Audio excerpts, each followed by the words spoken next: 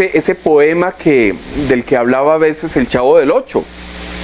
Volver con la cola entre las patas. Aquel poema de vuelve el perro arrepentido con la cola entre las patas. ¿Lo recuerdan? Ok. Todos queremos evitar esa situación de volver con la cola entre las patas. Porque es una situación realmente humillante. Y entonces, en muchas ocasiones, el orgullo de no retroceder, pues nos hace mantenernos en el error. O pagar las consecuencias mucho más funestas. Miren, por ejemplo, alguien critica a sus padres, ¿no? Y entonces dice, no, es que mis papás me exigen mucho, es que no permiten nada, es que todo lo prohíben. ¡Ay, qué aburrimiento! Es que son muy estrictos mis papás. A esos hijos todo les parece que está mal. Y no solo eso, sino que salen con los amigos, con los familiares, con los vecinos a decirles, miren, es que mis papás son espantosos, terribles, ¡oh, qué horror! ¿No? A todo el mundo le van manifestando la inconformidad. Y un buen día deciden irse a donde no los fastidien. Quieren libertad, ¿no? Pero ojo, porque la libertad cuesta. De hecho, las responsabilidades son enormes. Cuesta mantenerse, cuesta hacer, cuesta organizar, ¿sí? Cuesta mantener el ritmo de vida. Pero además, la persona necesita de la orientación, de la experiencia y del amor que le daban sus padres. Y son experiencia, orientación y amor de los que en ese momento carece porque decidió alejarse de ahí. Y entonces el dinero se acaba. Y llega una situación completamente difícil. Lo desprecian, lo atacan, le cobran, porque claro, adquiere deudas, porque no sabe manejar adecuadamente los recursos, se mete en líos financieros, en fin, en una serie de cosas, y termina en cobros, o lo que llamamos aquí en Colombia, culebras. Es toda una pesadilla la que vive esa pobre persona. Sin recursos, humillado y con miedo, esa persona tiene dos opciones. Regresa a casa, con la cola entre las patas, o busca otro sitio igual o más difícil. Volverá al lugar que tanto despreció como el perro arrepentido. Volverá otra vez a la casa de esos padres tiranos, de esos padres exigentes, de esos padres estrictos. O seguirá pasando dificultades, trabajos y posiblemente perdiendo la vida en ese intento. Es una decisión. ¿Regreso donde mis papás o me juego la vida porque al fin y al cabo ya la tengo perdida? ¿Qué va a hacer? Volver es un asunto primario en la parábola del hijo pródigo. Un hombre tenía 2 hijos, ¿no? Y un día el menor, todo envalentonado, llegó donde el papá y le pidió la herencia. Me haces el favor y me das la herencia, dame la parte de los bienes que me corresponde. Es decir, partamos de una vez, me heredas y todos tranquilos. ¿Y qué hizo el padre? Pues le dio la herencia. Y uno podría suponer que el papá dijo, bueno, démosle la herencia al muchacho a ver con qué sale. ¿Sí? Le dio una oportunidad y le entregó lo que le correspondía generosamente. Pero el asunto no paró ahí. Vamos a leer, por favor, Lucas capítulo 15, versículo 13. No muchos días después, juntándolo todo el hijo menor, se fue lejos a una provincia apartada y allí desperdició sus bienes viviendo perdidamente. Fíjense que el muchacho no se fue de inmediato con la herencia. O sea, él no cogió la platica y empacó sus maletas y se fue. Él, por unos días, se quedó en la casa de sus padres o del papá. Pero el muchacho tenía platica en el bolsillo, ¿no? Y tal y como nos pasa a muchos, ¿sí? Vamos de rodillas ante Dios. ¡Ay, Señor, ayúdame! ¡Ay, Señor, te suplico! Y le suplicamos por misericordia, por gracia, por bendiciones, por una cantidad de cosas, ¿no? ¿Y qué hace Dios? ¿Qué hace nuestro Padre? Nos concede lo que conforme a su voluntad y a su plan necesitamos, ¿no? Y Él nos da esa herencia. Él nos da misericordia, nos da gracia. Entregó a su Hijo, el único justo, para que diera la vida por todos nosotros los injustos. No hay mayor herencia que esa, la salvación, la vida eterna. Y entonces cuando Dios concede nuestras peticiones, suele pasar que algunas personas se quedan unos días junto a Dios y después se van, se alejan, así como hizo el hijo pródigo. Se van, no se quieren quedar ahí, no se aguantan, no quieren vivir sometidos, entre comillas, a autoridad, a normas, a reglas de buen comportamiento. No, eso no les interesa. Les interesa vivir la vida libremente.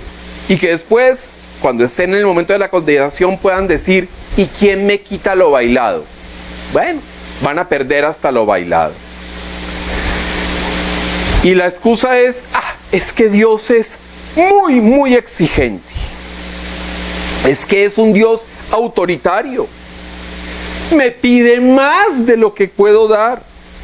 Entonces, como ya tengo platica en el bolsillo, como ya estoy bien, ¿sí? Como ya tengo lo mío, me voy. Y me voy lo más lejos posible. No me voy aquí a 2 cuadras, no. Me voy a otra ciudad, a otro país, a otro continente, si es posible, para evitar a ese Dios autoritario. En términos reales, ese muchacho y esas personas que se alejan de Dios se van al lado opuesto, ¿sí? Si con Dios tengo que comportarme, tengo que buscar la santidad, tengo que sentir celo por la santidad y tengo que evitar la tentación y no pecar, pues es difícil, ¿no? Y además Dios me dice que tengo que amar a mis enemigos y que no puedo darles candela, no me puedo vengar de las personas que me hacen mal. ¿Qué te pasa? Lo mismo que el hijo pródigo, ¿qué le pasa? Sí, yo me voy y me voy al otro lado, me voy para la vida disoluta, me voy para el lado del pecado, me voy para la podredumbre, me voy para la perdición. Me voy a donde sí me puedo vengar del que me hace mal, ¿sí? Me voy del que, me quitó un diente, yo le quito la cabeza. Porque con Dios no puedo hacerlo, con el Padre no podía hacerlo, pero en mi libertad sí me puedo ir y coger y hacer y deshacer, porque soy libre y puedo hacer todo lo que quiera. Salgo de la majestad de Dios y me voy para el dominio del Padre, el diablo. La vida disoluta, la venganza, el irrespeto, la insolencia, hacer todo lo que quiero sin normas que me cohíban. Pues resulta que todo eso que acabo de mencionar, eso acaba cualquier fortuna. El muchacho, realmente el del hijo pródigo, acabó con su herencia. No le quedó ni un peso, ni un real, ni un dólar, ni un centavo, no le quedó nada. Todo se lo acabó en pecado, en fornicación, en una vida disoluta, ¿sí? En comportarse mal. Entonces, en un lado, en el de Dios, debía portarse bien. Tendría entonces sus recursos.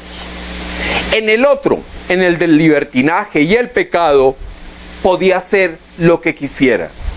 Es decir, dilapidar la herencia. Pero todo eso tendría un costo. La ruina física, la ruina emocional y la ruina espiritual. Porque lo cierto es que cuando la gente lleva una vida de libertinaje, pues va deteriorando todos los aspectos de su vida.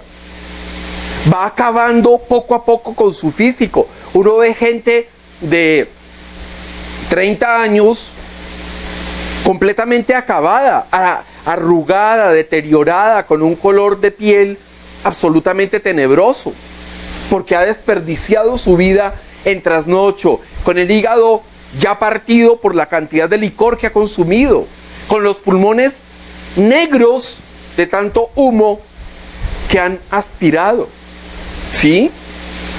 Con una vida disoluta en lo sexual.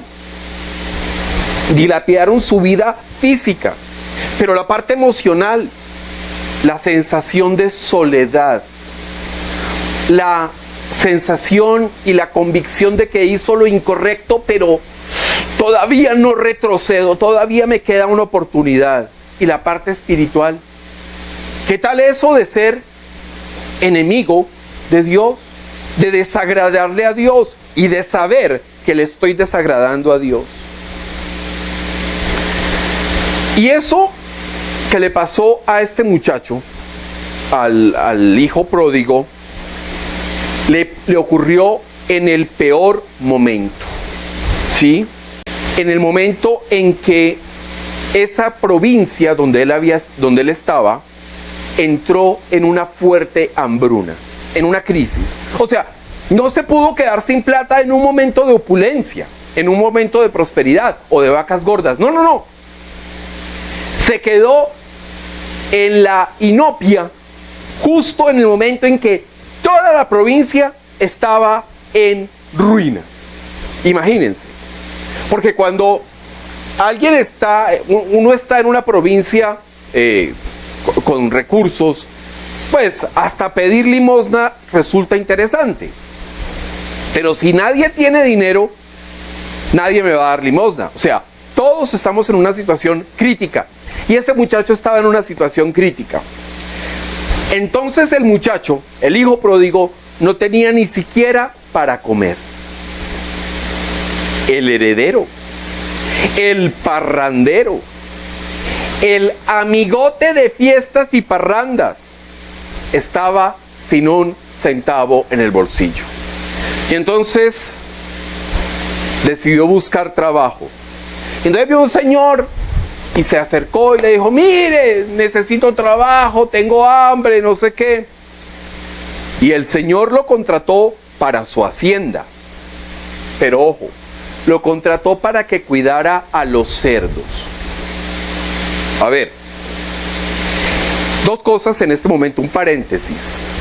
Tenía que trabajar porque había entrado en la pobreza, y una pobreza a la que había llegado por malversar los recursos.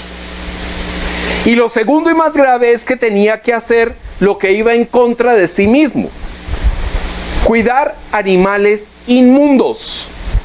Vamos a leer, por favor, Levítico, capítulo 11, versículo 7. También el cerdo, porque tiene pezuñas, y es de pezuñas hendidas, pero no rumia, lo tendréis por inmundo.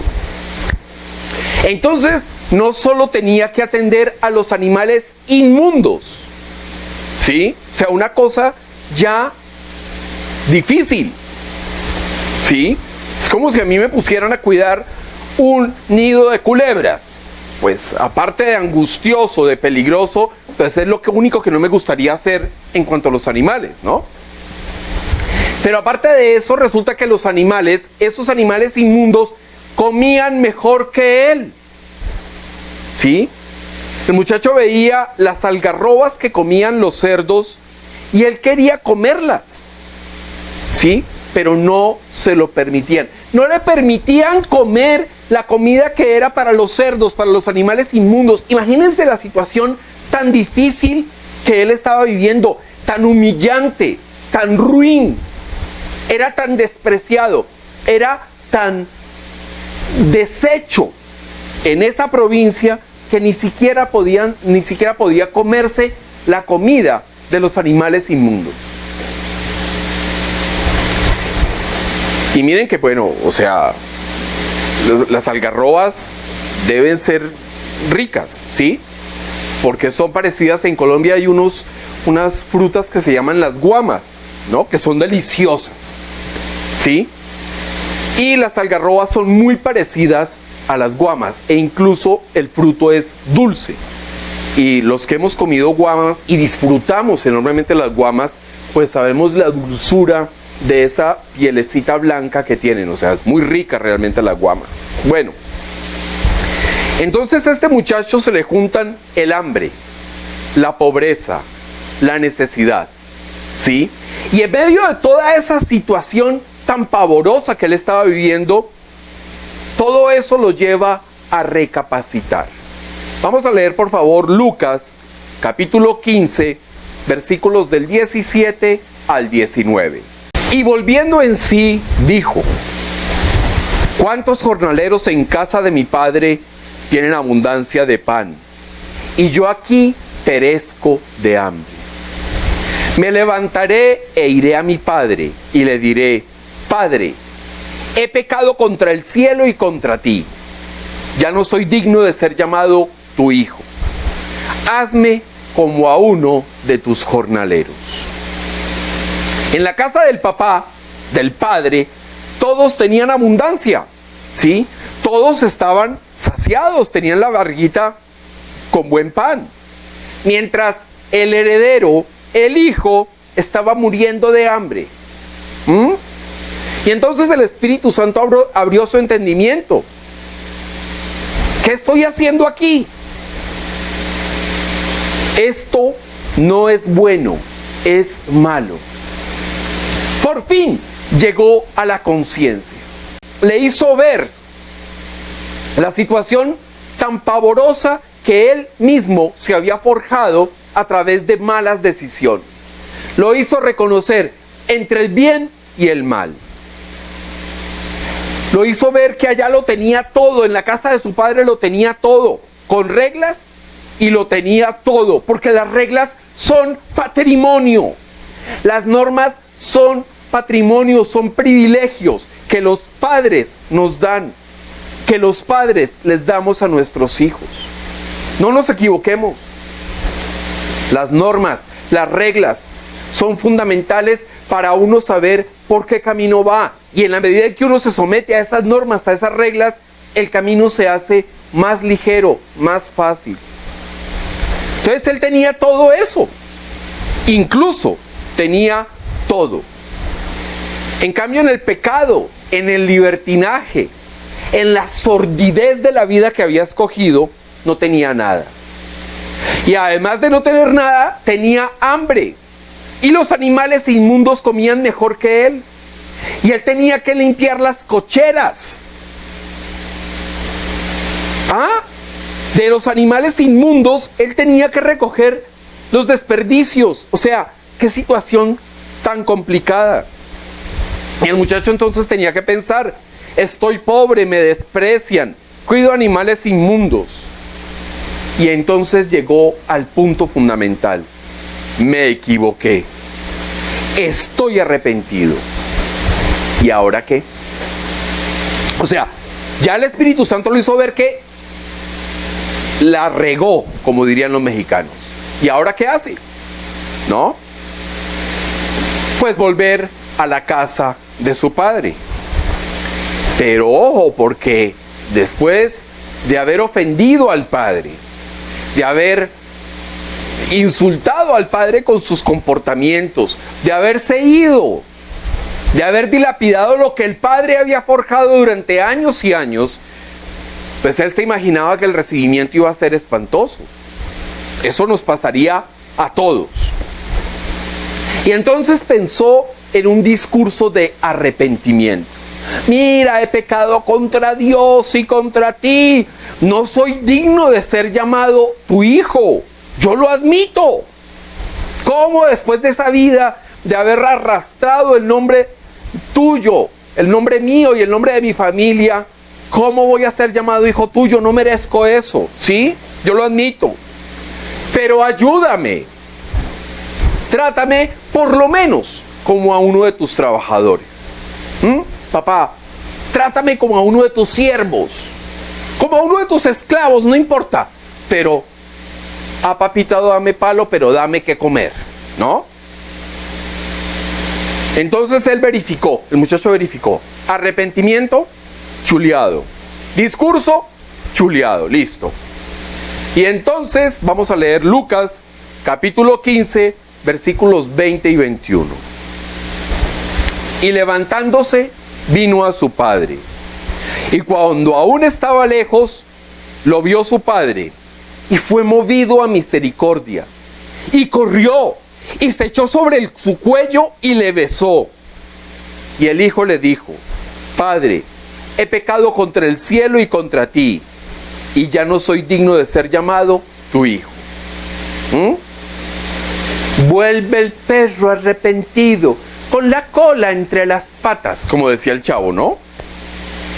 Se levantó y regresó a casa arrepentido. Ahora, no solo eso, mal vestido, con un muy desagradable buqué, porque si uno cuida cerdos y cuida la cochambre, pues obviamente no va a oler a rosas, ¿no? Debía oler a lo que limpiaba. Y la ropa, y me imagino que mechudo y con una barba así medio despoblada o bien poblada, no sé, eso, hay de todas, ¿no? Hay de todas las barbas posibles, ¿no? Y regresó a casa. Y todavía estaba lejos, pero el papá lo vio. ¿Y qué hizo el papá? Yo no voy a mirarlo. No. El papá lo que hizo fue llenarse de gozo y admitir que sentía gozo. Porque cuántas veces el orgullo impide que la gente manifieste el gozo de un hijo rescatado, ¿no?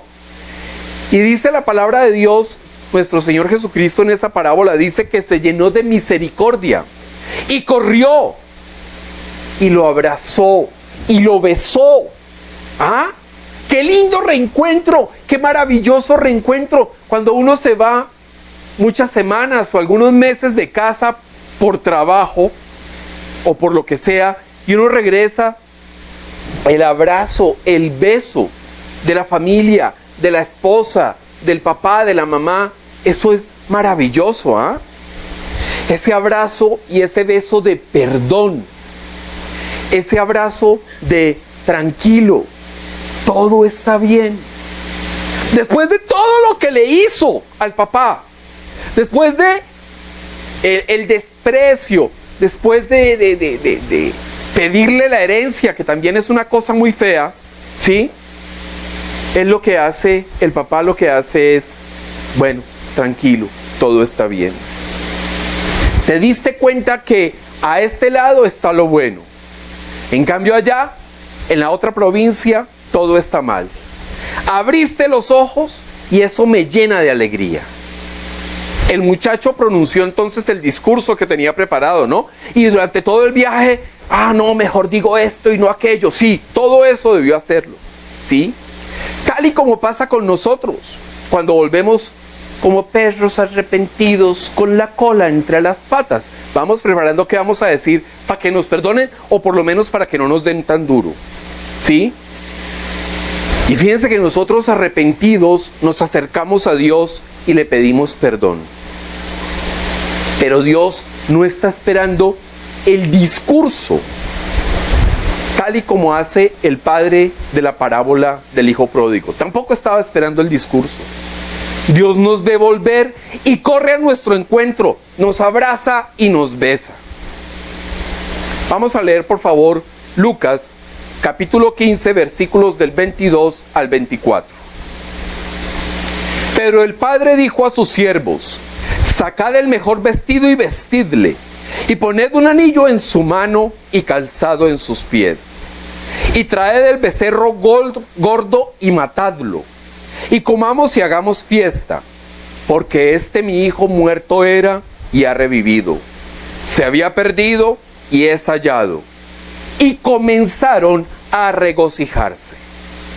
Entonces, después del reencuentro, después del abrazo, del beso, el padre hizo cosas muy importantes. Pidió el mejor vestido y calzado. Vístanlo como lo que es, un hijo mío.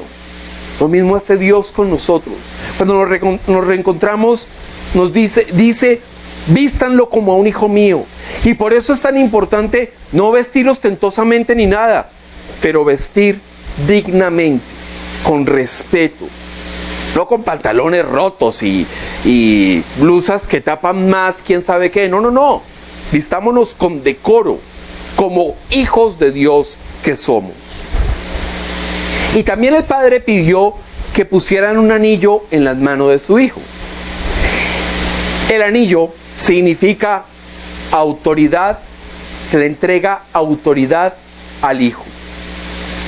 Le entregó el anillo. Quien porta el anillo tiene el poder de su maestro. En este caso, tenía el poder que le otorgaba el padre. Y cuando le ponen el anillo, no solo le dan la bienvenida al hogar, le da la bienvenida a la responsabilidad y a la autoridad. Porque toda autoridad, todo poder tiene implícita la responsabilidad. Y él había sido irresponsable consigo mismo y había sido irresponsable con su familia y con su papá. El padre le hace poner el anillo para que de ahora en adelante tenga responsabilidad y ejerza adecuadamente la autoridad. Entonces, cuando nos arrepentimos y volvemos a Dios, Él nos viste como sus hijos y además nos entrega autoridad y por ende responsabilidad. ¿Y de qué se trata la responsabilidad? Es que nosotros tenemos la responsabilidad de representar adecuadamente a nuestro Dios. Nosotros no podemos andar por la vida representando inadecuadamente a Dios. Nosotros no podemos ir en el carro con el aviso de Jesús en la cola del carro, en el baúl del carro, insultando a todo el mundo. O viendo a ver cómo lo alcanzamos para cerrarnos, ¿no? O sea, nosotros no podemos salir acá un domingo a predicar la palabra de Dios y cuando terminemos entonces nos vamos a murmurar, a 100,000 cosas, a pecar en resumidas cuentas. No. Nosotros tenemos la responsabilidad de representar adecuadamente a nuestro Dios. Tenemos responsabilidad porque fuimos perdonados. ¡Ey! Es que ese es un regalo enorme.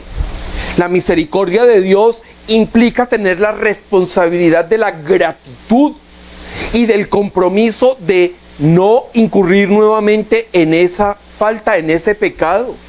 El arrepentimiento incluye eso. Y ojo, porque también nos otorga autoridad, porque somos copartícipes del poder de Cristo. Fíjense que el padre, también pidió que mataran al mejor becerro. Comamos y hagamos fiesta, celebremos, ¿sí? ¿Por qué? Porque mi hijo estaba muerto y ha revivido. Y estaba perdido y fue encontrado. Tremendo. En lugar, ¿qué espera uno del papá si uno hace eso y regresa? Pues primero, el discurso de bienvenida que no va a ser agradable. Segundo, la mirada de estoy bravo con usted, aleluya. O sea, pero el papá lo que hizo fue, el padre lo que hizo con el hijo pródigo fue recibirlo y celebrar, porque estaba muerto y revivió, porque estaba perdido y fue encontrado. Pero ojo, porque esa reconciliación no es bien vista por todos. Miren, el hijo mayor del padre del hijo pródigo regresó del campo, ¿no? Y entonces de repente vio la celebración. Ajá, ¿y aquí qué pasa? ¿Sí? Y entonces preguntó, oiga, buscó un siervo y le dijo, ¿qué pasó? ¿Por qué mi papá está celebrando? Le dijeron entonces que el hermano menor había regresado y que el papá había ordenado matar un becerro gordo. ¡Ja!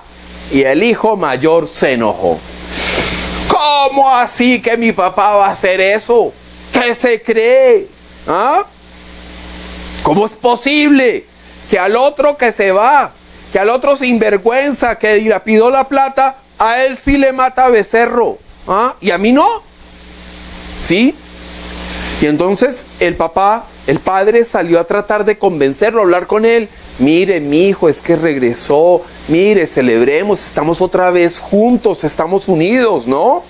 Y el papá le rogaba al hijo mayor que entrara a la fiesta, a la celebración, que participara en el festejo. Pero el hijo mayor le echó en cara al papá que él había permanecido a su lado, que no le había desobedecido jamás, y que ni un cabrito le había dado para celebrar con sus amigos. O sea, tú no me has dado ni un cabrito para celebrar con mis amigos. Ah, pero al otro sí le mandas a matar el becerro más gordo. ¿Ah? ¿Cómo así? ¡Qué injusticia! Es que no eres equitativo, papá. ¿Sí? Y en cambio, viene el hijo pródigo, viene ese sinvergüenza del pródigo que se gastó la plata, ¿sí? Con rameras, le dice el muchacho. Ese se tiró la plata con rameras. Y en desorden, y en caos, y en disolución, ¿sí? Y para él sí hubo becerro gordo. Ah, muy bien, papá, muy bien. ¿Ah? Pues imagínense que eso nos pasa a casi todos. Ay, ¿cómo así, pastor? A mí nunca me ha pasado eso. Ah, y si yo le doy el nombre de un delincuente que ahora está predicando la palabra de Dios y que Dios lo tiene bien, ¿usted me va a decir que esto es justo? Y aquella parábola donde Jesús dice, bueno, el Señor tenía estaba en una cosecha, y al empleado que llegó a las 8 de la mañana le iba a pagar tanto, y al que llegó a las 12 le iba a pagar lo mismo, y al que llegó faltando 10 minutos le pagó lo mismo. ¿Ah? Eso no parece justo. A los ojos del hombre no parece justo, pero a los ojos de Dios, rescatar a un hijo, recuperar a un hijo para que viva, ese es motivo de celebración y de becerro gordo. ¿Por qué semejante pecador, está predicando? ¿Ah? ¿Por qué Dios lo recibe, lo acepta y lo ama? ¿No ves que yo, Señor, he orado todos los días? ¿No ves, Señor, que yo te alabo con todo mi corazón, que voy a las plazas a predicar tu nombre? Y en cambio ese que estaba en bares, en cantinas, en prostíbulos, a ese sí, ay, a él sí le das el becerro gordo. Y a mí, ni el pellejito del cabrito. ¡Qué horror, Señor! ¡Qué horror! Nos pasa, ¿sí ven que sí nos pasa? ¿Por qué puede ser salvado alguien tan reprobable? Y entonces uno termina eso, todo ese conjunto de quejas, con una frase: no es justo. No es justo conmigo, que he sido tan piadoso. ¡Ey! Dios no funciona así. Ese no es el estilo de Dios. No representa la paternidad de Dios. La paternidad de Dios es darnos amor Y al que llega tarde, le da su amor y su misericordia y su gracia. Y al que llegó temprano, le da también su amor, su misericordia y su gracia. Ese es Dios. Pero Dios celebra encontrar la oveja perdida, y Dios celebra y hace todo lo posible por encontrar y pagar el precio por la perla preciosa. Es necesario entender entonces que Dios celebra y festeja el recuperar a un hijo. Y así se lo explicó el padre a su hijo mayor.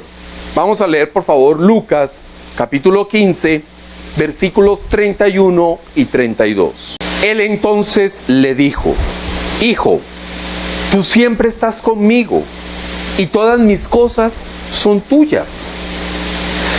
Mas era necesario hacer fiesta y regocijarnos, porque tu hermano era muerto y ha revivido.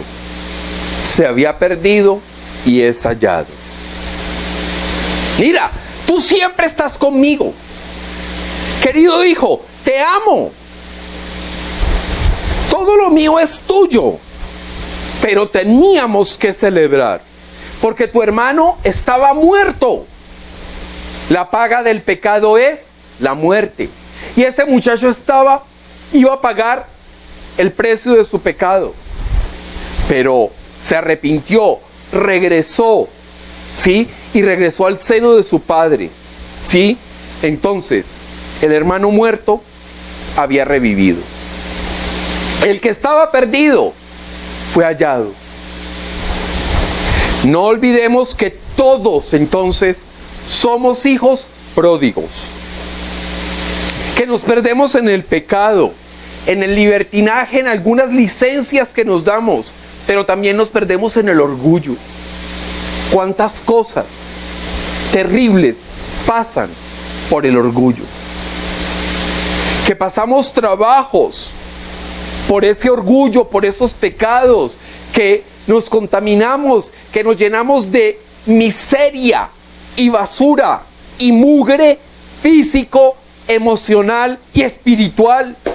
Y cuando nos arrepentimos y nos acogemos a la misericordia y a la gracia de Dios, ¿qué pasa? Que Dios nos cambia las vestiduras y nos entrega el anillo que nos da autoridad y poder y responsabilidad. Entonces la invitación de hoy es a que pensemos qué áreas de nuestras vidas están en el lado incorrecto. ¿Qué cosas que hacemos, que decimos, que pensamos, que sentimos están en el lado correcto? Y es el momento de arrepentirnos, de que esas áreas de nuestra vida regresen al Padre, al lado correcto de la historia, de nuestra historia y de la historia de la humanidad. Dios es el lado correcto de nuestra historia. Arrepintámonos entonces y volvamos al Padre. Ese arrepentimiento, ese volver al Padre, es pasar de muerte a vida. Él resucita.